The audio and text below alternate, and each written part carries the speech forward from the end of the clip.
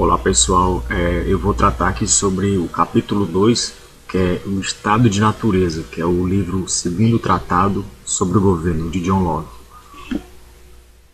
Pois bem pessoal, aqui é o capítulo 2, né, do livro, entende? Então aqui vai tratar sobre o estado de natureza do homem, né?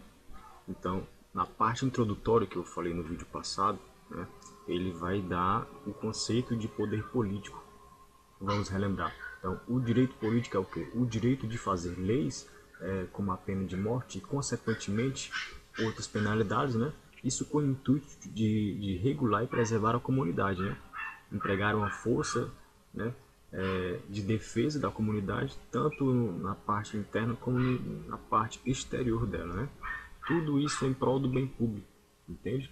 O poder político que ele cita no primeiro capítulo é isso, né? Então, aqui no segundo capítulo, que ele vai falar que para compreender o poder político, né? Então, para compreender o homem que vive dentro de uma sociedade, de uma comunidade, né? Onde tem leis, né? E tudo mais, né? Para compreender esse homem, né? É preciso fazer o quê? Né? E derivado de sua origem, deve considerar em que estado, né, os homens se acham naturalmente, né? Então, aí ele vai dizer o seguinte, também vai dar continuidade, que sendo este um estado de perfeita liberdade, né, que o estado de natureza é onde você tem a plena liberdade, entende? Aí, pega a ideia, ó, quando você entra na sociedade, você fica, vamos dizer, amarrado, né? Limitado por conta de leis, certo? Porque essas leis te guiam para certas direções, certo? Então, quando não há lei, né, então a liberdade é ilimitada, né? Ele diz aqui que o Estado é em perfeita liberdade, né? É até interessante aqui, porque ele cita muito, né? Ele tem muita base nas escrituras bíblicas, né? Aqui em Paulo, né, do Novo Testamento, vai dizer isso também, que só há crime porque há lei. Se não houvesse lei, não haveria crime algum, né? Então, então, continuando aqui, então ele vai dizer, ó, sendo esse estado de natureza, sendo este um estado de perfeita liberdade para ordenar-lhes, né, as ações e regular-lhes as posses e as pessoas, né, dentro dos limites da lei da natureza, sem pedir permissão ou depender da vontade de qualquer outro homem, né? Aí ele vai falar, além da liberdade, né, ele vai falar da igualdade, né? Aí ele vai dizer, ó, o Estado também, né, o de igualdade, que na qual é recíproco, né, como qualquer poder e jurisdição, ninguém tem o poder de ser, vamos dizer, melhor ou maior do que os outros, né? Porque aqui ele tenta defender muito, que é o propósito dele, defender a liberdade e a igualdade, né? Com base muito na natureza, né? O estado de natureza do homem, tentar refletir sobre isso. Então, em estado pleno, em estado de natureza, você tem uma perfeita liberdade e igualdade, entende? Então, é bem semelhante também o que Montesquieu fala, né? Que quando você, vamos dizer, quando todos somos selvagens, entende? Então a gente tem toda a liberdade do mundo, né? Porque não há leis que nos restringem, né? Então aqui, como todos somos selvagens, então não há distinção, todos somos selvagens, não. Então todos somos iguais, né? Então quando a gente vai adentrar na sociedade, na comunidade, né, desenvolver esse poder político, entende? Aí já vai surgindo as distinções. No início aqui ele cita muito um judicioso chamado Hooker, né? Então esse Hooker ele explica muito bem, né, conforme está no livro, né, algumas coisas relacionadas ao que ele diz, né, o que o John Locke diz, né, para ter base no caso. Então o judicioso vai dizer o seguinte, que a igualdade, né, que é um fundamento da obrigação, né, está relacionado ao fundamento de uma obrigação de amor mútuo entre os homens. O que é que ele quer dizer?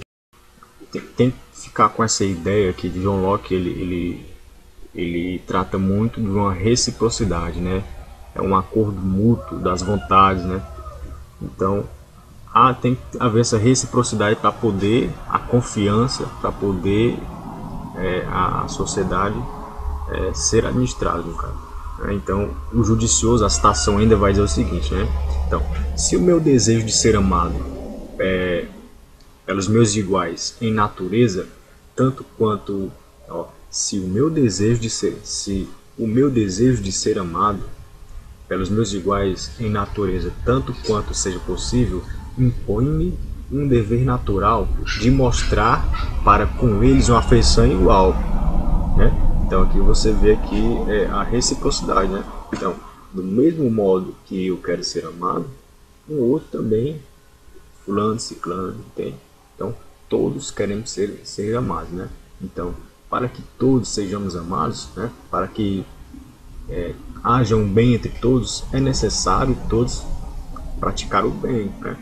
Não voltando apenas para si, mas porque isso repercute a prática que um faz vai refletir nos outros, né? A reciprocidade. Então, se eu desejo ser amado, o outro também deseja, vai ser óbvio, né? Então, precisa ter essa reciprocidade sempre. Então, aqui ele vai falar sobre um parágrafo aqui relacionado sobre Deus, né? Então, eis que sendo todos os homens obra de um artifício onipotente e infinitamente sábio, né? Todos servos desse Senhor soberano e único, então, enviados ao mundo por ordem dele para cumprir uma missão, né? Então, são propriedade daquele, né, desse Senhor, que os fez destinado a durar enquanto ele aprouver e não a uns e outros. Entende? O que é que ele quer dizer aqui? Esse artifício onipotente, infinito, sábio. Está querendo dizer que é ele quem dá a decisão, né? Então, que ele vai dizer logo em seguida, ó, não há possibilidade de supor-se qualquer subordinação entre os homens que autorize a destruir uns aos outros, né? Ele bem interessante porque ele deixa essa suspeita, entendeu? Nem no primeiro tratado acerca do governo, né, que está interligado com esse livro, ele trata sobre o poder patriarcal, né? O poder de Adão, no caso, que ele vai tentar refletir sobre isso, né? O poder dado de Deus para Adão, né? Então, Adão, aí surge essa ideia que há um soberano, tem que haver um soberano, né? No poder, que é o absolutismo, que é eles lutavam contra isso, John Locke, Montesquieu, certo? Então, ele vai dizer logo em seguida aqui, continuando, né?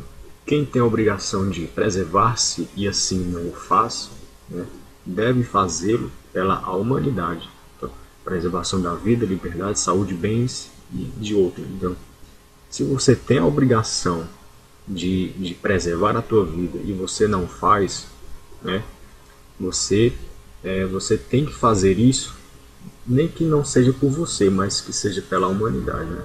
É isso que ele vai dizer, né?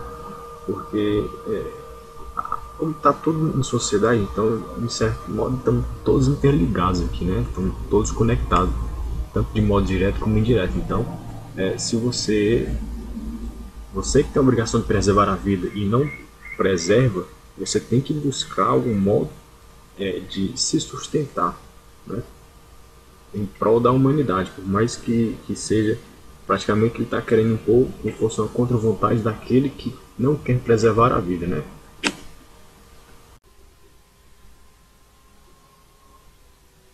Então, mais à frente, o John Locke vai dizer o seguinte, né?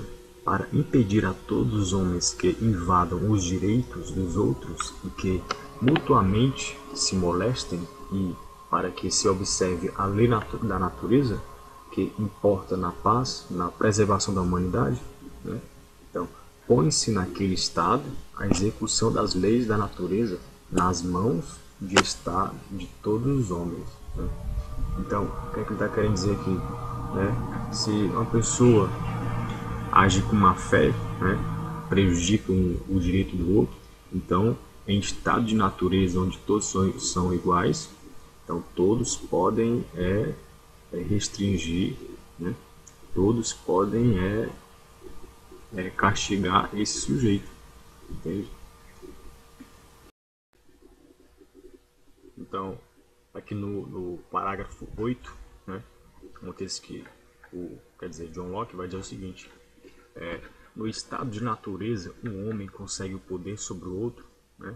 Aí vai dizer, não é poder absoluto ou arbitrário para haver-se um criminoso quando sobre ele deitou as mãos, né, segurando a cólera apaixonada ou a extravagância da vontade, né? Mas unicamente revidar de acordo com os ditames da razão, né, da razão calma e da consciência o que esteja em proporção com a transgressão, né, que possa servir de reparação ou restrição. O que é que ele quer dizer? Aqui são os dois motivos únicos, né, que, que, que autoriza legitimamente um homem fazer o mal a outro. No caso é o castigo, como ele cita lá, né? Então, quando ele vai dizer, no estado de natureza, um homem consegue poder sobre o outro, mas ele vai dizer, não é um poder absoluto ou arbitrário, né? Para haver-se um criminoso, né? Então, no parágrafo 9 ele vai fazer como se fosse uma provocação, né? Que ele diz o seguinte: desejo que me mostrem qual é o direito que tem qualquer príncipe, né, ou estado para castigar ou condenar à morte um estrangeiro, né? Vai fazer uma provocação sobre essa questão como é que o homem tem o poder de castigar o outro, né? Aí no parágrafo 11 ele vai falar sobre dois direitos distintos, né? Que um é de castigar o crime, né, restringindo e prevenindo a ofensa semelhante, né? E o outro é o que? É de reivindicar a reparação que pertence somente à parte prejudicada, né? Então, o magistrado, por ser tal, tem que ter em mãos o direito de castigar, né? Ele deve sempre refletir, né? Quem é que tem o direito de castigar, né? Castigar e como castigar. Aí ele vai dizer o seguinte, ó: a pessoa prejudicada tem o poder de apropriar-se dos bens ou serviços do ofensor pelo direito de autopreservação, né? Então, qualquer homem em estado de natureza tem o poder de matar um assassino, não só para impedir ou que outros levem a esse efeito, a um dano semelhante. Então, que você deve refletir, entende? Porque, então, se qualquer pessoa pudesse matar um assassino, como é que seria? Isso aqui você pode refletir sobre fazer justiça com as próprias mãos, né? Então vamos relembrar que há dois direitos distintos aqui, né? Que um é de castigar o crime, né, restringindo e prevenindo a ofensa semelhante, né, para que não venha a ocorrer novamente, e o outro é de reivindicar a reparação pela parte prejudicada. Então, para finalizar esse parágrafo, ele vai dizer o seguinte, né, que também para garantir os homens a tentativa de um criminoso que, tendo renunciado à razão, que isso é uma regra comum e dada por Deus, a razão no caso, né, este homem criminoso declarou guerra contra a humanidade pela violência injusta e carnificina por ele cometidos contra outrem, né? Então ele vai citar o seguinte: quem derramar o sangue do homem, pelo homem virá seu sangue derramado, né? Quem quer que encontre, me matará, né? Isso aqui é uma verdade, né, e um direito. Isso aqui ele cita essa parte aqui, que é a história de Caim, né? Quando Caim matou o teu irmão, né? Se o homem que mata um outro homem, né, o preço que ele paga por isso é com a própria vida, então aqui Caim já diz: quem quer que me encontre me matará. Por que ele diz isso? Pelo fato dele ter matado o irmão. Então ele está à espera, né, já está ciente do que pode acontecer. O preço que ele vai pagar pela morte do irmão com a própria vida, né? Então, já iniciando aqui outro parágrafo aqui, né, que é o parágrafo 13, né, já estamos finalizando, é o que? Não é razoável que sejam os homens juízes de seus próprios casos, né, que o amor próprio os tornará parciais para consigo mesmos e seus amigos, e por outro lado, a inclinação para o mal, a paixão, a vingança os levarão longe demais na punição a outrem. Daí, né, surge a confusão e a desordem, né? Uma coisa bem relacionada às paixões, né? E que o homem não deve julgar os seus próprios casos, porque quando ele está movido pelas paixões, é possível que ele seja muito mal, né, pelo seu castigo, né, pela tua vingança, né? Então, a sua justiça, né?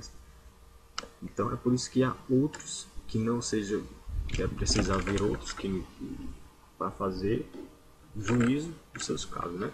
Então, Deus com certeza estabeleceu o governo com o fito de restringir a parcialidade e a violência dos homens.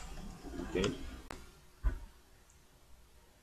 Então, como o homem ele não pode julgar os seus casos, né? Então é preciso haver uma outra pessoa que julgue, né? E que surge então o governo civil, né? John Locke disse que o governo civil entra aqui como um remédio, né? Um remédio para as inconveniências da natureza do homem, né?